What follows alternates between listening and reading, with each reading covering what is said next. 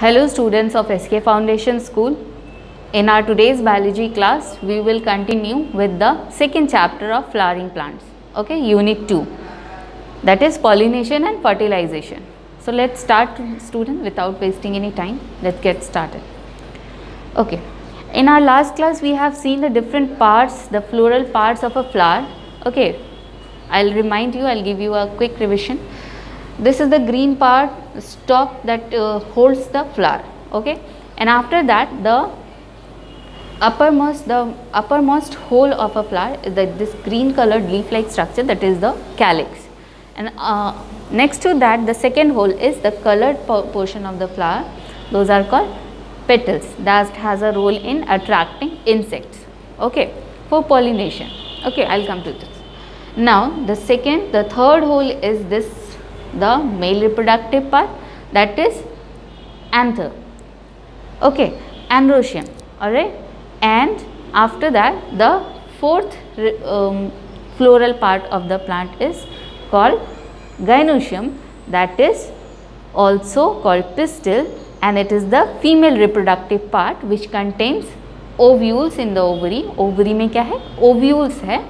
Okay, this contain ovules under which the female reproductive egg is present. Okay. Now, what is pollination, students?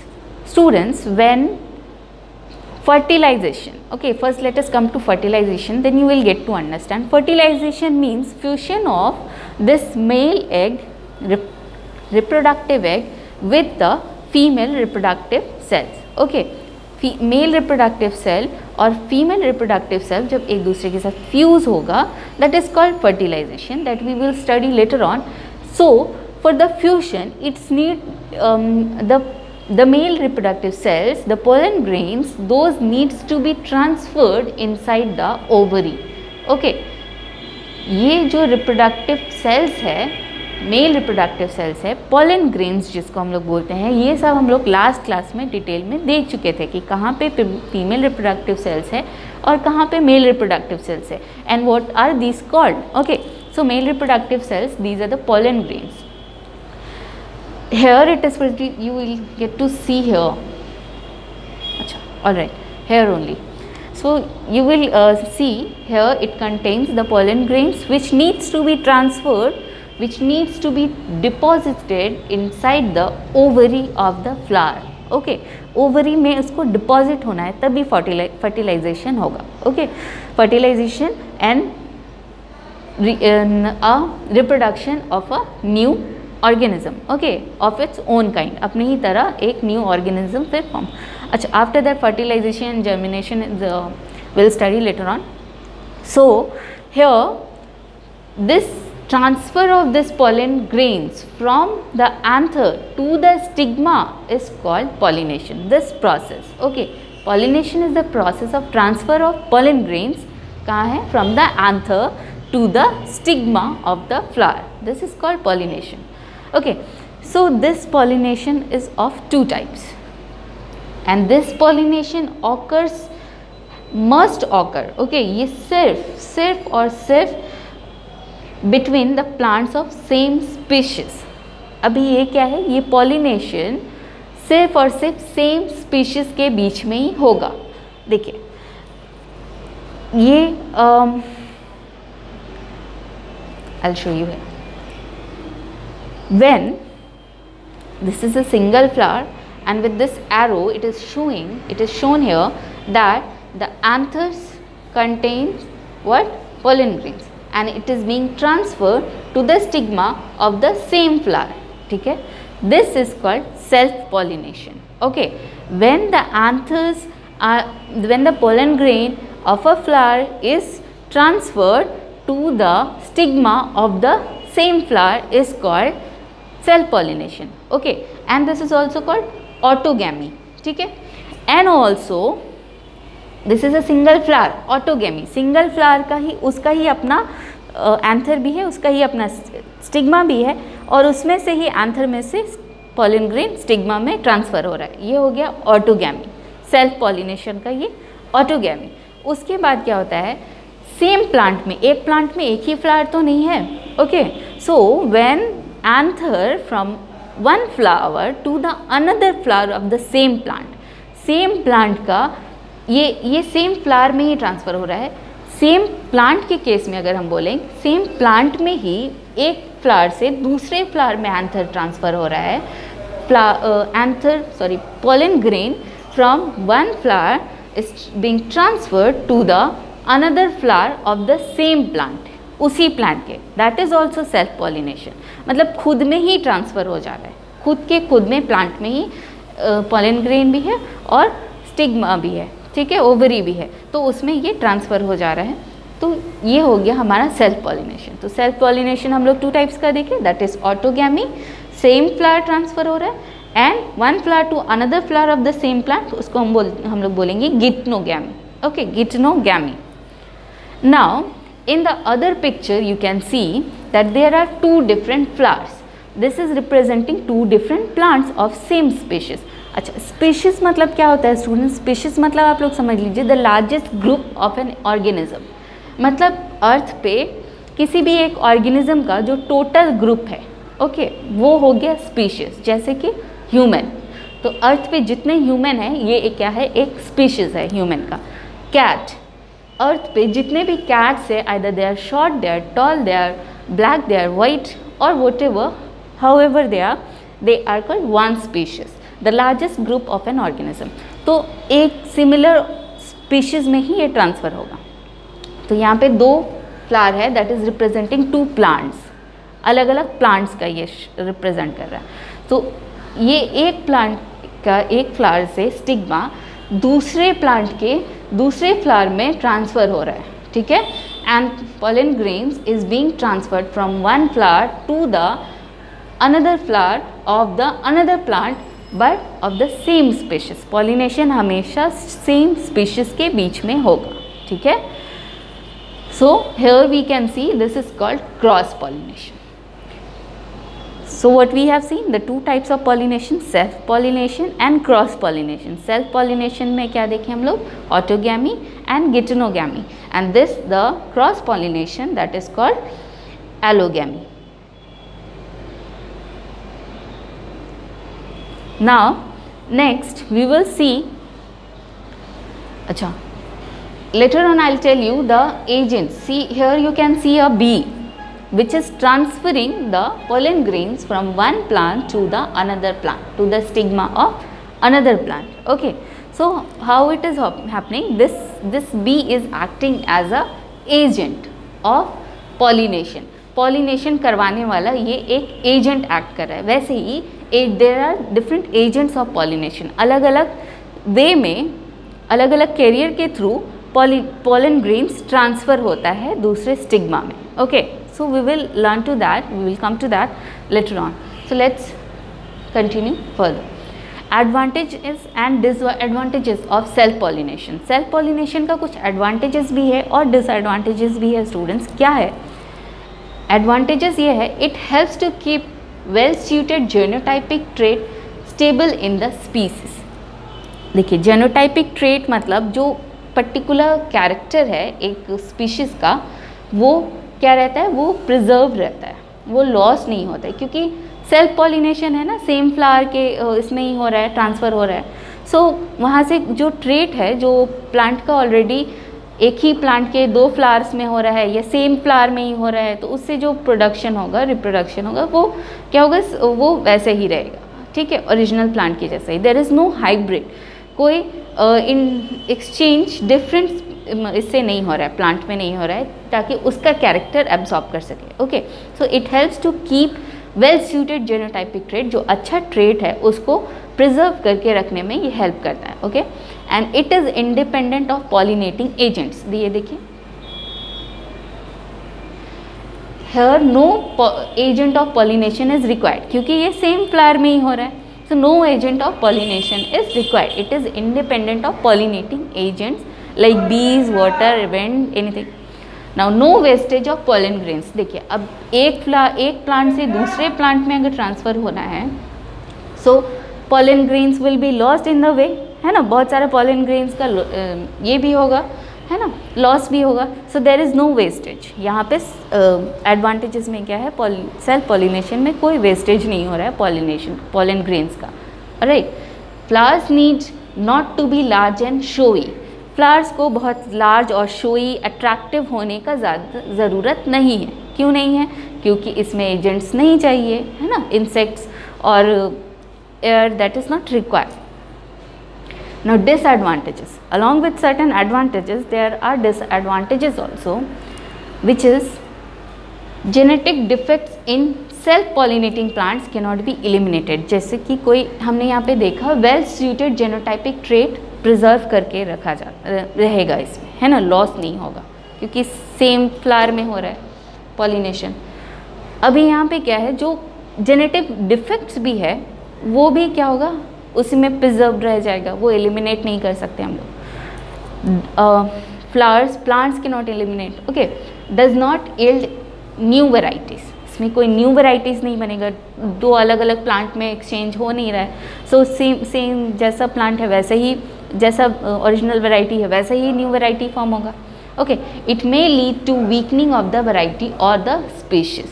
इसमें क्या होगा, variety कम होता जाएगा, week होता जाएगा। Okay, now next let's move to the advantages and disadvantages of cross pollination. तो cross pollination क्या है students? Transfer of pollen grain from one plant, a flower from flower of one plant to the another plant of same species. Okay, now here what we can see, advantages, offspring produced are healthier. जो new दूसरे plant से, इसमें क्या है, जो एक plant suppose बहुत week है, ठीक है, और दूसरा प्लांट बहुत हेल्दी है, तो जब इन दोनों में एक्सचेंज हो रहा है, so may be it can be like anther from a strong plant may come to the stigma of weak plant, and that weak plant will produce a healthier flower, a new plant, right? So this way offspring produced are healthier. All right, new varieties can be produced through cross pollination of two varieties of same species. क्या हो रहा है, new varieties can be produced through cross pollination, ठीक है, of two varieties of the same species, और to species, दो अलग अलग स्पीशीज़ के या फिर सेम स्पीशीज़ के हम लोग new varieties can be produce through cross pollination. Now seeds that are produced are abundant and variable, it should be variable. Okay, seeds जो प्रोड्यूस होता है वो काफ़ी ज़्यादा होता है और डिफरेंट काइंड्स का होता है, वेरिएबल होता है। Okay, now what are the disadvantages? सबसे पहला डिसएडवांटेज क्या होगा, pollination will not occur if there will not be a pollinating agent. अगर कोई पॉलिनेटिंग एजेंट नहीं रहेगा, पॉलिनेशन करवाने वाला, तो पॉलिनेशन नहीं होगा। सबसे पहले तो ये होगा। Pollinating agent is always required, it may और may not be available at the suitable time, ठीक है, जब एंथर्स और पॉलन ग्रेन्स एकदम मैच्योर है, स्टिग्मा मैच्योर है एंथर पॉलन ग्रेन्स को रिसीव करने के लिए, बट उस टाइम पे पॉलिनेटिंग एजेंट नहीं है, तो ये एक डिसएडवांटेज हो गया, क्रॉस पॉलिनेशन नहीं हो पाएगा। Pollen grains have to be produced in abundance to ensure the chances of pollination. As pollen grains are being transferred from one flower to another flower of another plant also, so what will happen, there will be certain loss of pollen grains in the way between. Okay, so pollen grains need to be produced in large quantities. Okay, so there to ensure the chances of pollination. Now apart from self pollination and cross pollination, there is also artificial pollination.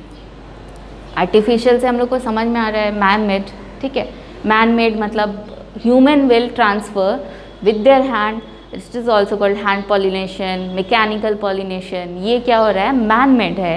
इसमें क्या हो रहा है, इसमें खुद a person himself will engage in that transferring of pollen grains from one flower to stigma of the another flower, ठीक है, तो ये हो गया artificial pollination. This was generally practiced during when man himself transfer pollen grains to stigma. It is called artificial pollination, and this was practiced in ancient cultivation. ठीक है, ये क्या हो रहा था? It was a common practice to sprinkle male flowers of palm on the female flowers, of course. Okay, so these artificial pollinations is a standard practice adopted by plant breeders and scientists in their effort to evolve new varieties. New varieties experiment करने के लिए ये सब अभी practice किया जा सकता है, but when it was this was done in, usually it was been practiced during the ancient civilization. What happens in this case, students? The person who is engaged in this activity, the scientists or the breeders, what they will do, they remove the anthers in young plants. Emasculation जिसको बोलते हैं, anthers यानी कि mail egg cells वहाँ से remove कर दी, mail sales को, reproductive cells को रिमूव कर देना और फिर उसको प्लास्टिक कवर से कवर कर देना. Okay, that is called bagging. उसके बाद उस प्लांट को दूसरे प्लांट के एंथर से पॉलिनेट करना. Okay, so this is called artificial pollination. अच्छा, among this cross pollination and self pollination, which one is being practised more? कौन ज़्यादा प्रैक्टिस किया जाता है? That is which one is more favoured by nature. Nature को सबसे ज़्यादा कौन फेवरेबल है नेचर के according? That is cross pollination. क्यों? क्योंकि सेल्फ पॉलिनेशन होने के लिए flowers need to be bisexual, मतलब एक ही प्लांट में दोनों तरह के, दोनों टाइप्स के मेल और फीमेल फ्लावर्स प्रेजेंट होने चाहिए. Okay, we know bisexual flowers, unisexual flowers. Okay, अगर ये सिर्फ यूनिसेक्सुअल होगा यानी कि सिर्फ एंथर हो या सिर्फ स्टिग्मा हो,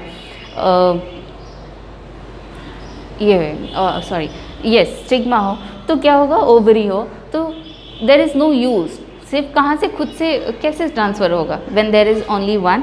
ओके, सो नेचर किस तरह से क्रॉस पॉलिनेशन को फेवर करता है? I'll discuss a few.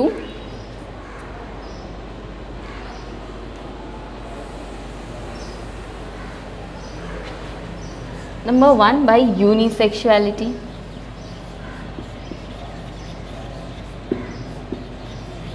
In this case, in unisexuality, the flowers may be either male or female. एक ही तरह का unisexual है. Okay, and in this way, cross pollination is only possible.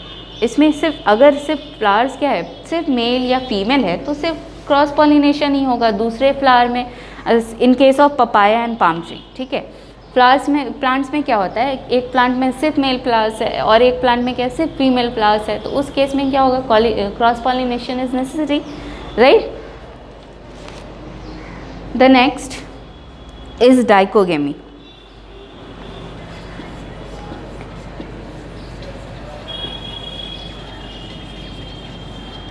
What happens in this case, students? Dichogamy means maturation अलग अलग time पे हो रहा है, मतलब एंथर का और स्टेमन का और गाइनोशियम का मैचुरेशन अलग अलग हो रहा है. एंड स्टेमन का और पिस्टिल का मैचुरेशन, मतलब फीमेल रिप्रोडक्टिव पार्ट का और मेल रिप्रोडक्टिव पार्ट का मैचुरेशन अलग अलग टाइम पे होगा.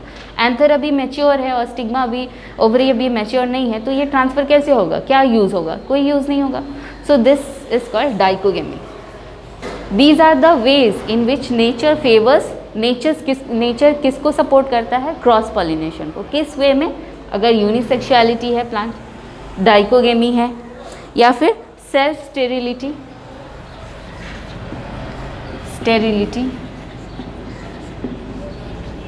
Self sterility, that means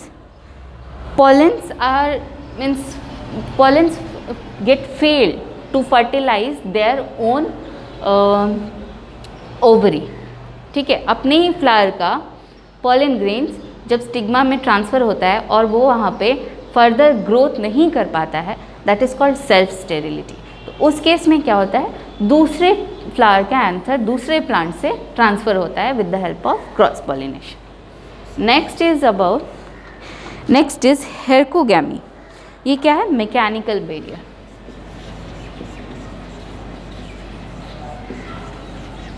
This is called hercogamy, that is mechanical barrier. In this case, the stigma, जहाँ पे pollen grains जाके डिपॉजिट होगा, ठीक है, उसके बाद ओवरी तक जाएगा, वो portion he, top portion he would like structure से कवर रहता है, उसको मैकेनिकल बैरियर बोलते हैं, ठीक है। रास्ते में कोई रुकावट है तो उसको हम लोग बोलते हैं बैरियर। तो यहाँ पे क्या है? मैकेनिकल बैरियर, ठीक है। Next is heterostyly. Heterostyle.